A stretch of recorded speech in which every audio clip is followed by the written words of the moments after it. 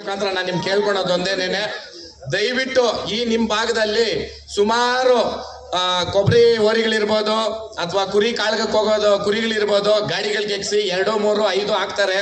ಅದಕ್ಕೆ ಪ್ರಶ್ನೆ ಮಾಡ್ತಾರೆ, ಒಂದ್ ಗಾಡಿನಲ್ಲಿ 2 ಹಾಕ್ಬೇಕು ಇಲ್ಲ ಒಂದ್ ಗಾಡಿನಲ್ಲಿ 4 ಹಾಕ್ಬೇಕು ಅಂತ. ದುಡ್ಡು ಹಾಕಿರೋ ರೈತನಿಗೆ ಗೊತ್ತಿರುತ್ತೆ ಅದ್ರ ಬೆಲೆ ಏನೋ ಅದ್ರ ನಿಂಗೆ ಕಾಪಾಡ್ಕೊಬೇಕು ಅಂತ. ದಯವಿಟ್ಟು ಎಲ್ಲಾನು ರೂಲ್ಸ್ ಅನ್ನೋದಕ್ಕಿಂತ ಮುಂಚೆ ಫಸ್ಟ್ ನಾವು ಮಾನವೀಯತೆ ಮೆರಿಬೇಕು ಅಲ್ವಾ. ಆ ಕಾರಣಕ್ಕೆ ಕೆಲವೊಂದು ಜಾಗಗಳು ಕೇಳೋ ಜಾಗಗಳೇ ಐತೆ, ಅಲ್ಲಿ ಕೇಳಲ್ಲ.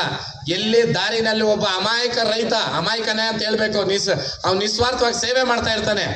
ಅದಕ್ಕೋಸ್ಕರ ಸಂಘಟನೆಗಳು ಇವರು ದಯವಿಟ್ಟು ನೀವು ಅವ್ರಿಗೆ ಹೆಲ್ಪ್ ಮಾಡಿ. ರೈತ ಅಲ್ಲ ಅಂತ ಗೊತ್ತಾದ್ರೆ ನಿಮ್ಗೆ ಏನ್ ಕಾನೂನು ಐತೆ ಕಾನೂನು ರೀತಿನಲ್ಲಿ ಕ್ರಮ ಕೈಗೊಳ್ರಿ.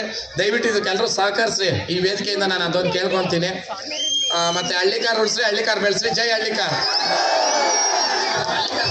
ಆಮೇಲೆ ದಯವಿಟ್ಟು ನನ್ಗೆ ಇನ್ನ 2 ಪ್ರೋಗ್ರಾಮ್ ಇದೆ, ಹೋಗ್ಬೇಕು. ಫೋಟೋ ಸೆಲ್ಫಿ ಅಂತ ತೊಂದರೆ ಮಾಡಬೇಡ್ರಿ. 1 ನಿಮಿಷ ಹೇಳ್ದಲ್ಲ. ಹೌದಪ್ಪ, ಎಲ್ರು ಇದು ಕೆಲವ್ರು ಅಂತಾರಲ್ಲ ಅವ್ರ ಅಪ್ಪನ ದುಡ್ಡಲ್ಲಿ ಶೋಕಿ ಮಾಡ್ತಾರೆ ಅಂತ. ಹೌದಪ್ಪ, ನಮ್ಮ ಅಪ್ಪನಿಗೆ ನಾನೇ ಹುಟ್ಟಿರೋದು. ನೀವ್ ಯಾರಾದ್ರೂ ಹುಟ್ಟಿದ್ರೆ ಬಂದ್ ಮಾಡ್ರಿ ಶೋಕಿ ನಮ್ಮ ಅಪ್ಪನ ದುಡ್ಡಲ್ಲಿ.